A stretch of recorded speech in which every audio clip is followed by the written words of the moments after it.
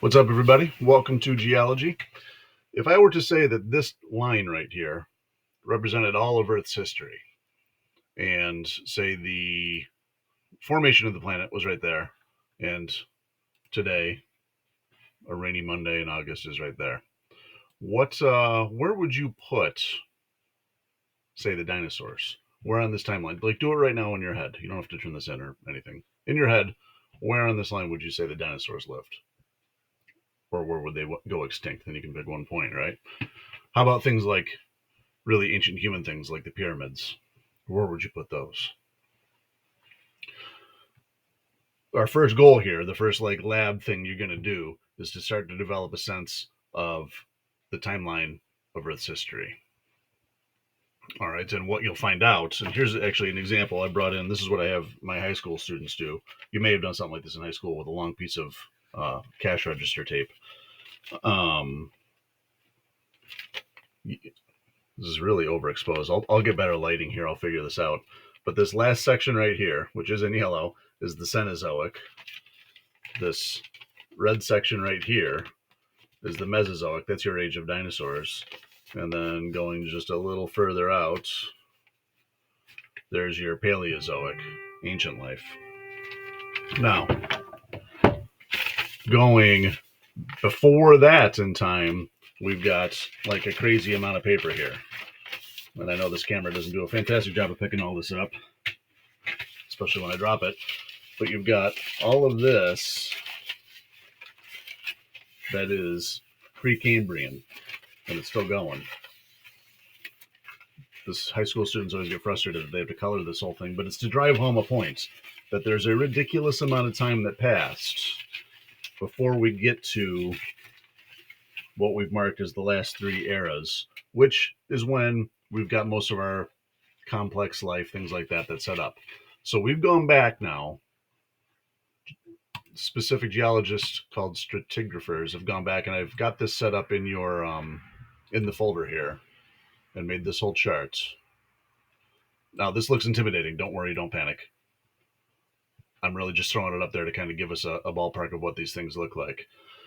But what they do with these, if you really take a minute and think about it, this goes from 4,600 million years ago up to about 540 million years ago. That's a huge chunk of time. And then they give us Paleozoic, Mesozoic, and Cenozoic. That's more fleshed out. Now, these are all divided up based on events geologically or events with the history of life, the bulk of which has taken place after 540 million years. So this graph, although it makes it look like most of it is made up of all of this, and most of it is graphically represented by that, right? Really, all of that, those three columns are just that, whereas this column on the far right is the other, what comes out mathematically to about 88% of Earth's history. All of that crazy paper, right? So your job is going to be to try to come up with some sort of way to represent that, like that timeline right there, which if you want to do that and you have access to ticker tape for some reason, you could do that. The scale I have on that, and in fact, when I go back to school, I'll find that lab and I'll post it, and you don't have to do it. But if you want to use it just as a reference, or if you're going to be an earth science teacher and you want to steal it, go for it. But it will take you through how we made that model, where every single millimeter represents a million years. So we needed 4.6 about meters of ticker tape to do that. I also stuck in here, for the sake of it, if you're New York students, which I know a lot of us are, here's this thing, which you probably thought you'd seen the last of, but here it is, the Earth Science Reference Tables, another way to represent it. Maybe you're more comfortable with this one because hopefully you saw this a lot in high school. They, over here on the left, do a little bit better job with that because you can see this big chunk right here is the Precambrian, and then those three eras represent the last 12% of Earth's history. Then they make it bigger here so we can see more of what's going on with the Paleozoic, Mesozoic, and Cenozoic. So we'll come up with this model that you guys are going to do, and maybe some of the questions will refer back to this. But again, don't panic about this thing. This is way more information than you're going to need. If you're a geology major, I'm still not going to make you memorize it for this level course or anything like that.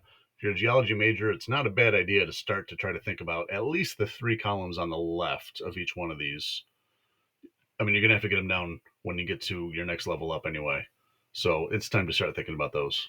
But I'll leave that up to you. So what do I want out of you? What you're going to do. I thought I put the link in here. Maybe I haven't put it in yet, but I will. What I'm going to have you do is, there we go.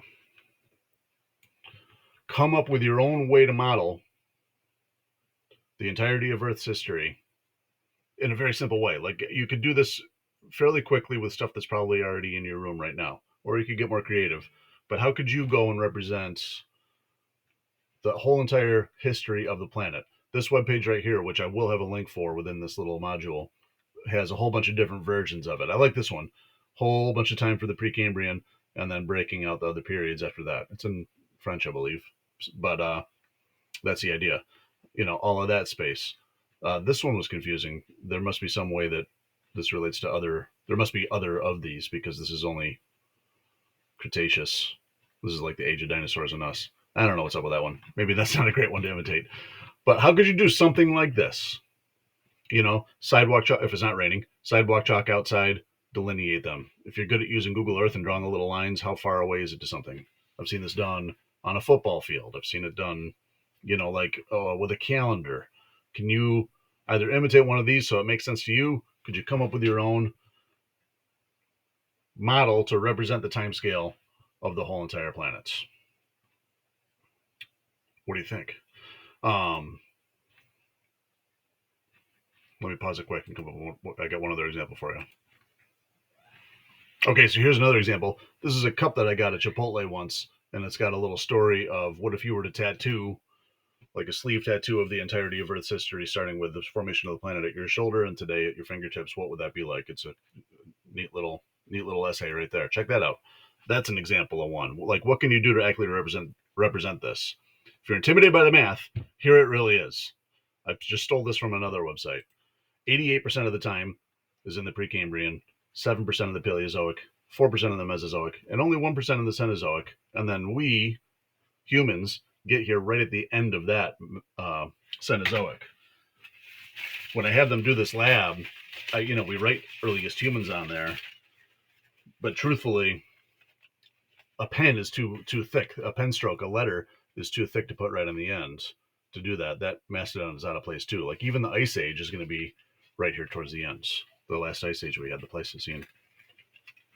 So realizing how short human history is and what tiny little speck towards the end of the Cenozoic would represent humanity compared to the planet being here for all that great amount of time. So what do you think? If you're confused on this, shoot me an email and we'll talk through it.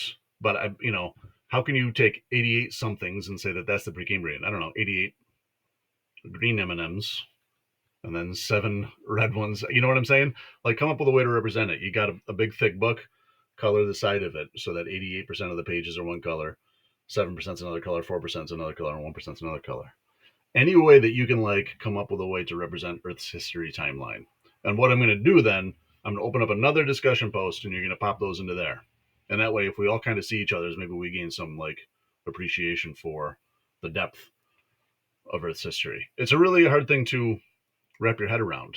I mean, it continually blows my mind, and I've been doing this for a long time. You know what I mean? And it also, keep in mind that when I was in your seats in college, because I was a geology major, like some of you might be, that involved going on these field trips and sitting there and picking apart little bits of coral reef that existed a long, long time ago for hours and hours on end, and really letting it sink in exactly how far back all of this was, and again, how short human history and the things we see today are. Okay, so yeah, that's it. This video is going to pop up right there. Those are the instructions I just mentioned.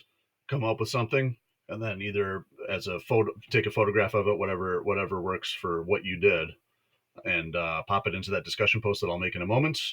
The link to that Carnegie Museum one, this one, is right there. So there's some other examples of how people have done this. And we'll be good to go. What do you think?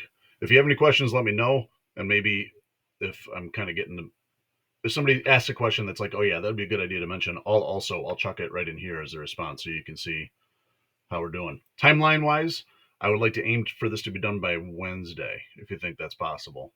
And then that discussion post will be where you put all your work. And then I'd like to do maybe one more thing to like wrap this up between Thursday and Friday, and that will be the lab. But really, your work that's due on Wednesday will be the hard part, and then I'll just have a bit more to elaborate on it. And we'll be in good shape. I think that's a decent first week. All right.